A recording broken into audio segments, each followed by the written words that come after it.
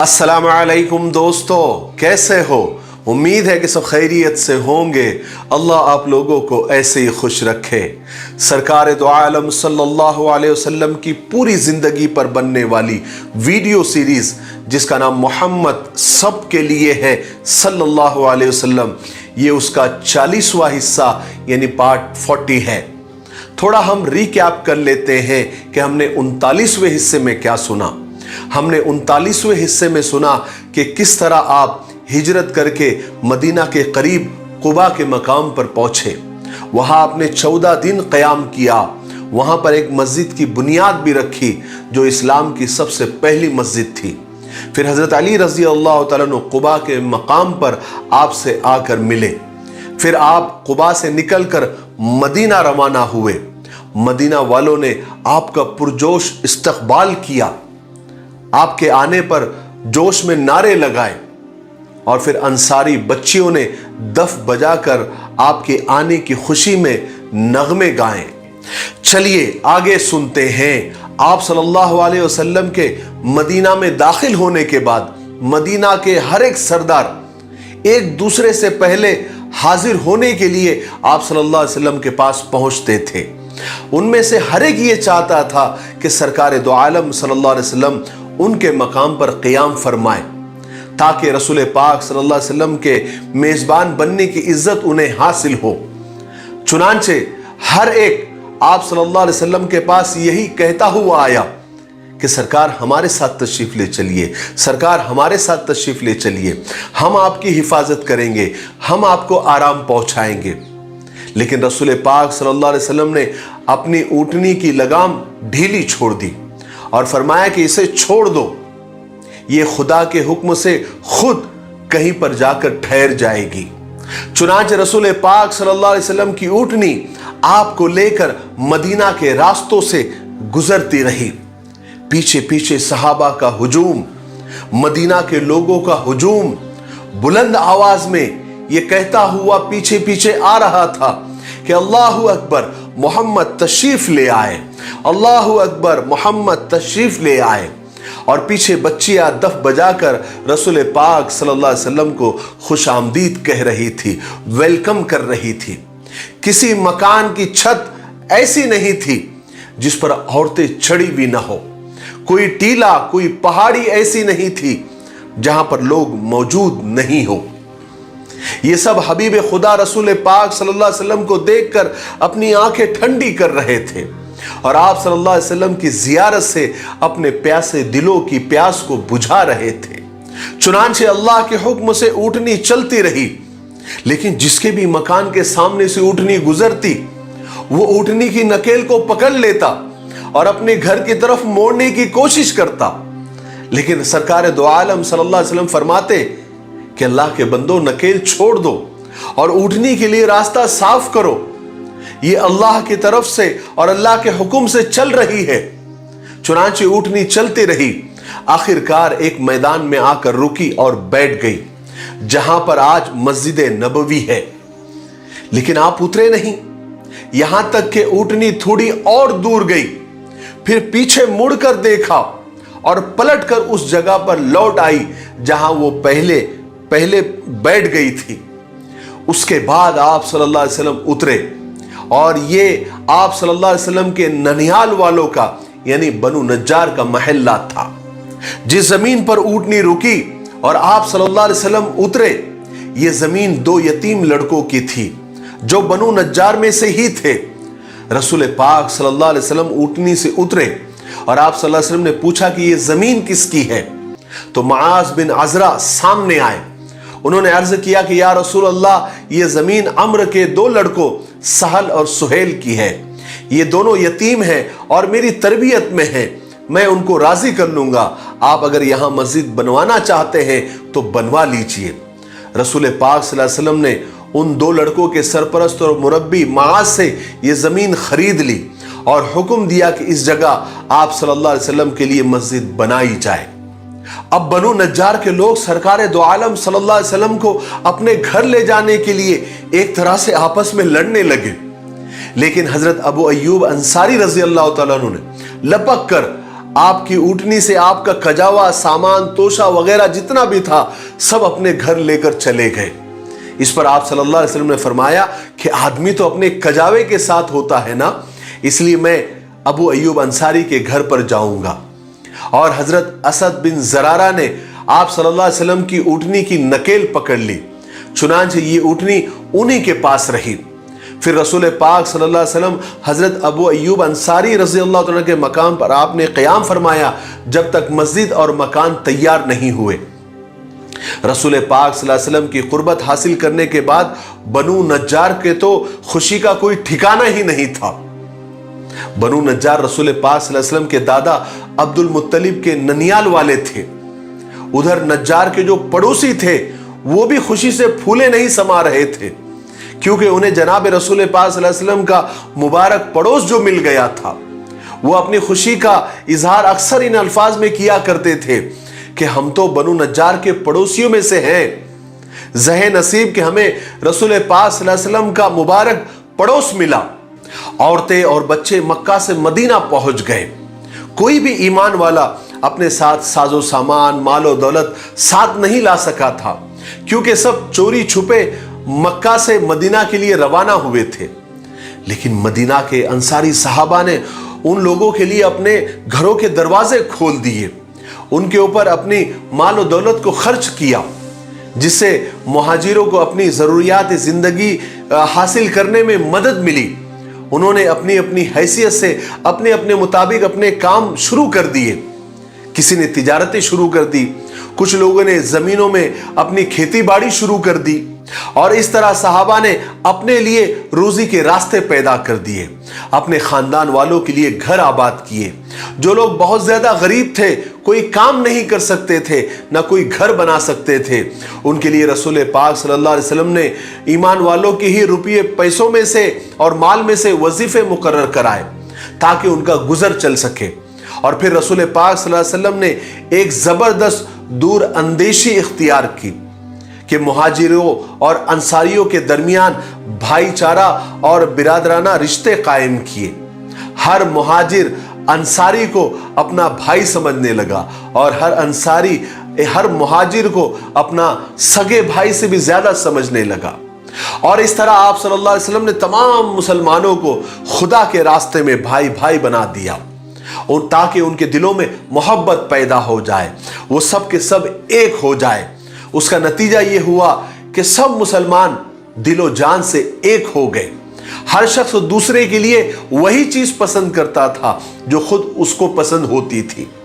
مدینہ میں یہودی بھی بڑی تعداد میں آباد تھے۔ خود مدینے کے چاروں طرف ان کا کافی اثر تھا، اقتدار تھا۔ ایسی صورت میں جب تک مسلمان اور ان کے درمیان اتحاد نہ ہو، اس وقت تک امن و سکون پوری طرح قائم نہیں ہو سکتا تھا۔ اس لیے ایک ایسا معاہدہ، ایک ایسا ایگریمنٹ ضروری تھا جس کے بعد یہودی اور مسلمان کے درمیان اتحاد اور یونٹی پیدا ہو جائے، اور آپس کے لڑائی جھگڑے، عداوت، دشمنی اور پھوٹ باقی نہ رہے۔ چنانچہ رسول پاک صلی اللہ علیہ وسلم نے یہودیوں اور مسلمانوں کے درمیان ایک معاہدہ لکھا، ایک ایگریمنٹ لکھا، جس کے ذریعے ان کو ان کے مذہب، ان کے مال و دولت کو امان دی، یہاں تک کہ جنگ کی حالت میں بھی ان کو برابر کا شریک کیا۔ یعنی جو مال مسلمانوں کو مال غنیمت سے ملے گا وہ ان کو بھی ملے گا۔ یہودیوں میں بہت سے لوگ ایمان بھی لے آئے، جنہوں نے اس بات کا اقرار کیا کہ یہ وہی نبی ہے جن کا ہماری کتابوں میں ذکر ہے، یہ وہی پیغمبر ہے جنہیں اللہ تبارک و تعالیٰ نے ان کے لیے بھیجا ہے تاکہ وہ سچائی کی طرف بلائے، جس سے یہودی اور عیسائی ہٹ گئے ہیں۔ مگر زیادہ تر یہودی اس بات کو نہیں مانتے تھے کہ آپ ایک نیا دین لے کر آئے ہیں جو ان کے دین سے بہتر ہے۔ تقریباً سب یہودی یہ بات جانتے تھے کہ حضرت محمد صلی اللہ علیہ وسلم ہی پیغمبر آخر الزماں ہیں، اور وہ آ چکے ہیں، اور یہ وہی نبی ہے جن کا ذکر ہماری کتابوں میں ہے، اور ہمارے عالم، ہمارے راہب اس بات کی خبر دیتے آئے ہیں۔ یہی خدا کے سچے نبی ہیں جو آخری زمانے میں ظاہر ہونے والے ہیں، اور وہ ہو گئے ہیں۔ اس لیے سارے یہودی اور سارے عیسائی بڑے شوق سے आप सल्लल्लाहु अलैहि वसल्लम का इंतजार कर रहे थे ताकि वो उन पर ईमान ले आए। मगर जब सरकार दो आलम सल्लल्लाहु अलैहि वसल्लम ने अपनी नबूवत, अपनी रिसालत का ऐलान फरमाया तो अक्सर यहूदी आप सल्लल्लाहु अलैहि वसल्लम की इस सच्चाई का इनकार कर बैठे, इसलिए कि रसूल पाक सल्लल्लाहु अलैहि वसल्लम एक नया दीन लेकर तशरीफ लाए थे जो सबसे ज्यादा मुकम्मल मजहब है। ये बात यहूदियों को रास नहीं आई कि वो अपना मजहब छोड़कर नया मजहब इख्तियार करें। वो ये चाह रहे थे कि आने वाले नबी, आखिरी नबी, उन्हीं के दीन को लेकर आगे बढ़े। लेकिन इस्लाम रोज बरोज बढ़ता जा रहा था, फलता और फूलता जा रहा था, बल्कि अब शहर मदीना इस्लाम का मरकज बन गया था। और ये चीज से और इस बात से यहूदियों के सीनों पर सांप लौटने लगे। वो इस्लाम की जड़ें खोदने की साजिशें करने में लग गए। यहूदियों की साजिशों में से सबसे बड़ी और सबसे जबरदस्त साजिश थी वो निफाक की थी, यानी दोगलापन। यानी जाहिर में तो वो लोग मुसलमान हो जाते थे, ईमान ले आते थे, कलमा पढ़ लेते थे, मगर उनके दिल गुमराह और काले थे, क्योंकि वो दिल से मुसलमान नहीं होते थे बल्कि सिर्फ दिखाने के लिए मुसलमान होते थे और फिर मुसलमानों के अंदर रहकर वो फूट पैदा करते थे और रसूल पाक सल्लल्लाहु अलैहि वसल्लम की ज़ात अक़दस पर एतराज़ात करके नए नए मुसलमानों को भटकाने की कोशिश करते थे। ऐसे लोगों को मुनाफिक कहा जाता है और ये इस्लाम के खिलाफ एक बहुत बड़ी साजिश थी। मगर इस्लाम खुदाई मजहब और सच्चा दीन है, इसलिए मुनाफिकों के इस निफाक से भी इस्लाम को कोई नुकसान नहीं पहुंचा, बल्कि वो फलता और फूलता रहा। इसलिए कि मुनाफिकों की बातों से ही उनकी पोल खुल जाया करती थी, फिर मुसलमान उनके करीब भी नहीं फटकते थे। अगर उनसे मिलते भी थे तो उनकी बातों पर बिल्कुल ध्यान नहीं देते थे, बल्कि अपने मजहब और अपने पाक नबी की भलाई के लिए उनसे जो भी बन पड़ता था वो किया करते थे।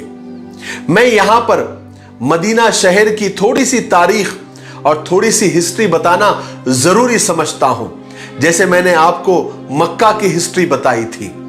मदीना दरअसल एक बहुत पुराना शहर है। इसका पुराना नाम यसरब है और यसरब दरअसल एक शख्स का नाम है जिसने इस शहर को आबाद किया था।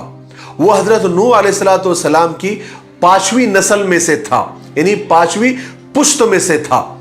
सबसे पहले वो इस इलाके में आकर ठहरा, फिर दूसरे भी लोग आकर यहां पर ठहरते रहे और आबादी बढ़ती चली गई।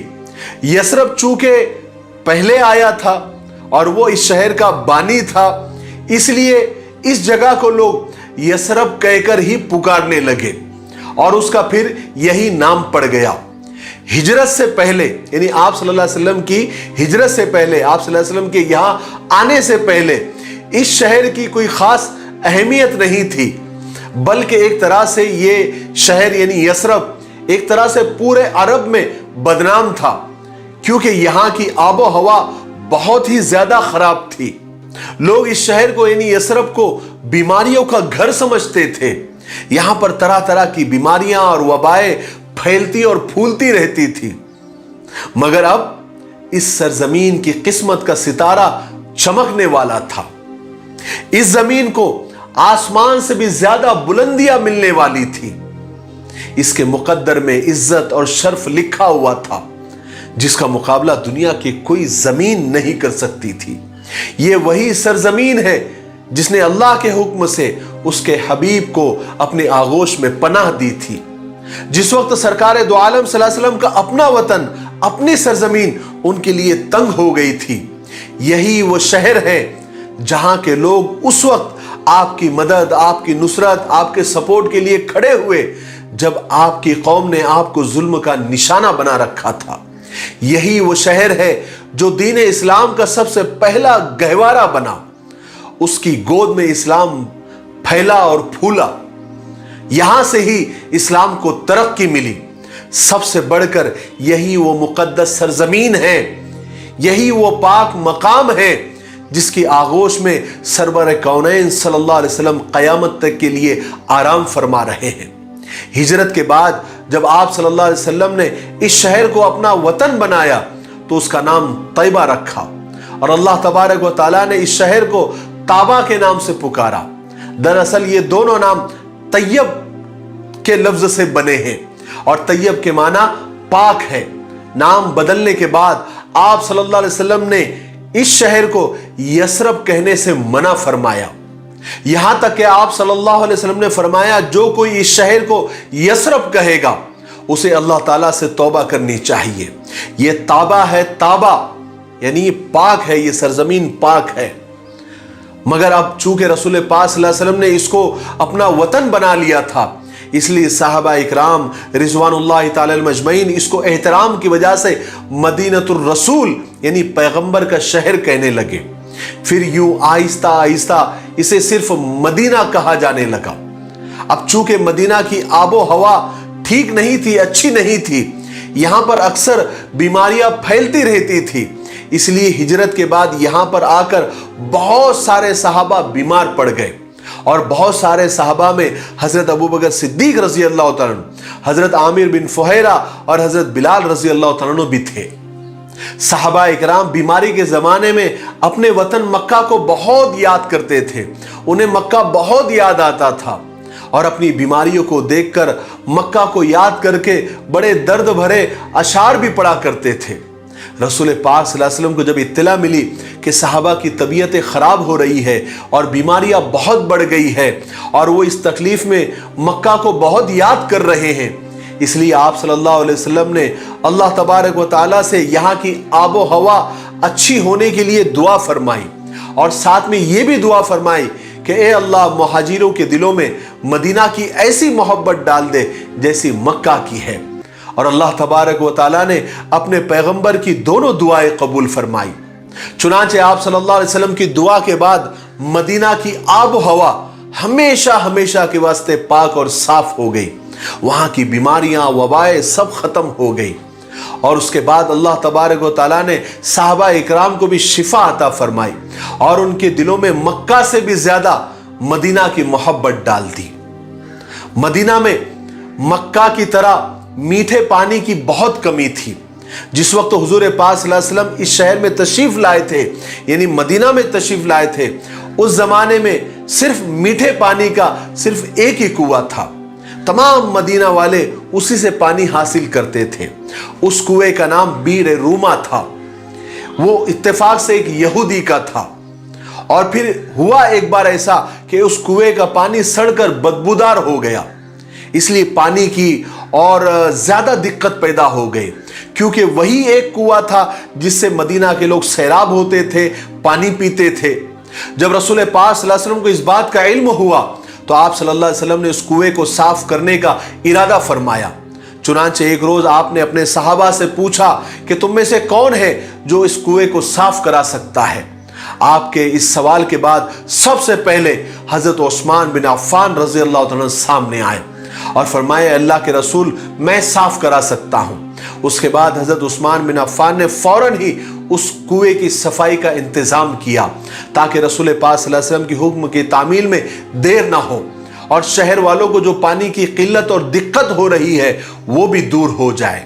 مگر جب کنواں صاف اور کلین ہو گیا تو اس کے یہودی مالک نے ایمان والوں کو اس میں سے پانی لینے سے روک دیا، اس لیے کہ بہت سارے یہودی ایمان والوں کے لیے ویسے ہی دشمن بنے ہوئے تھے جیسے مکہ کے قریش تھے۔ جہاں تک ان سے بن پڑتا تھا وہ ایمان والوں کے لیے مشکلات پیدا کرنے میں کوئی کسر نہیں چھوڑتے تھے۔ ان کی یہی حرکتوں کی وجہ سے آپ صلی اللہ علیہ وسلم نے ان کے درمیان تحریری معاہدہ اور ایگریمنٹ کیا تھا۔ بہرحال کنویں کی صفائی کے بعد بجائے کہ اس سے مسلمانوں کو فائدہ پہنچے وہ بالکل اس کے پانی سے محروم ہو گئے۔ آج کے لیے اتنا کافی ہے، اس لیے اب ہم یہی پر رکتے ہیں کیونکہ ویڈیو زیادہ لمبا ہو رہا ہے۔ آنے والے 41ویں حصے میں یعنی پارٹ 41 میں ہم سنیں گے کہ پھر ایمان والوں کے پانی پینے کا مسئلہ کیا ہوا، اس کنویں کا کیا ہوا، वो कुआं ईमान वालों ने कैसे हासिल किया और किसने उस कुएं को खरीदा और ईमान वालों को वक्फ किया।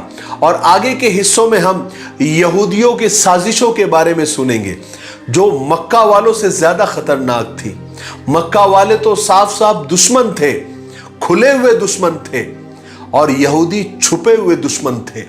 तो उन्होंने जो चालें चली उससे ईमान वालों को बहुत तकलीफें हुई, बहुत नुकसान हुआ। उनकी साजिशों के बारे में हम सुनेंगे। यहूदी तो आज भी साजिश करते हैं ईमान वालों के खिलाफ, लेकिन बड़े मीठे अंदाज में। यही अंदाज उनका बहुत पुराना है, ये हम आने वाले हिस्से में सुनेंगे। ठीक है, तब तक आप थोड़ा इंतजार करें और इस सीरीज के वीडियोस को आप ज्यादा से ज्यादा शेयर करें। आप शेयर नहीं कर रहे हैं और ज्यादा से ज्यादा लाइक नहीं कर रहे हैं। कमेंट आप ज्यादा से ज्यादा करें, वीडियो सजेशन में आती है, नए लोग उसको देखते हैं, तो आप ये काम जरूर करें। दूसरी बात आप लोगों से कहनी कि हमारा जो सीरत का क्विज कंपटीशन यानी सवाल और जवाब का जो इनामी मुकाबला बहुत जल्द शुरू होने वाला है, और उसके रूल्स रेगुलेशन कैसे होंगे और वो कैसा होगा, सवालात कैसे होंगे, जवाबात कैसे देने हैं, ये सारी तफसील, सारी डिटेल एक मुकम्मल वीडियो बनाकर आपकी खिदमत में हम पेश कर देंगे। इसलिए आप अलग अलग प्लेटफॉर्म पर, चाहे यूट्यूब पर हो, फेसबुक पेज पर हो या हमारे इंस्टाग्राम पर हो, सवालात करके आप खुद भी कंफ्यूज ना हो और हमें भी कंफ्यूज ना करें। थोड़ा सा इंतजार करें, सारी चीजें आपके सामने खुल के आ जाएगी। बहुत आसान है। एक बहुत अहम सवाल का जवाब मैं आपको दे दूं कि इस क्विज कंपटीशन में हिस्सा लेने के लिए कोई चार्ज नहीं है, कोई फीस नहीं है। हमने जो ताउन करने का बोला है वो इसलिए बोला है कि इसके जो प्राइज होंगे, इसके इनामात होंगे, वो ज्यादा से ज्यादा हो, ताकि बच्चे भी इसमें बढ़ चढ़कर हिस्सा लें और दूसरे मजहब के लोग भी इसमें बढ़ चढ़कर हिस्सा लें और आप सल्लल्लाहु अलैहि वसल्लम की जिंदगी को सुने, पढ़े, देखें, ताकि वो आप सल्लल्लाहु अलैहि वसल्लम की जो असल पर्सनालिटी है, असल जो आपकी शख्सियत है, उसको समझे और लोगों के और दुश्मनों के बहकावे में ना आए। इस सारी सीरीज का मकसद भी वही है, इस क्विज कंपटीशन का भी मकसद वही है और इस सारे इनामात रखने का मकसद भी वही है। इसलिए मैं चाह रहा हूं कि ज्यादा से ज्यादा बड़े से बड़ा इनाम हो ताकि सब लोग इसमें दिलचस्पी लें। तो आप लोग जो है इसमें एंट्री फीस तो कुछ भी नहीं है, लेकिन इनामात को बढ़ाने के लिए आप इसमें सपोर्ट कर सकते हैं। आप इस बारकोड को जो आपको नजर आ रहा है, इसको स्कैन करके इस पर मिफ्ताही एंटरप्राइजेस लिख कर आ जाएगा। आप इसमें अपना सपोर्ट, अपना ताउन दे सकते हैं, अपना फंड ट्रांसफर कर सकते हैं। ठीक है, मुझे उम्मीद है कि आप ये काम जरूर करेंगे और आप कर रहे हैं माशाल्लाह। मुझे बेहद खुशी है। हम आप लोगों के लिए दुआ करेंगे, अल्लाह ताला आपको खुश रखे, आपकी तमाम परेशानियां, मुसीबतों को अल्लाह ताला दूर रखे। तब तक मेरे लिए, पूरी उम्मत के लिए और पूरी इंसानियत के लिए खैर और भलाई की दुआ करते रहे।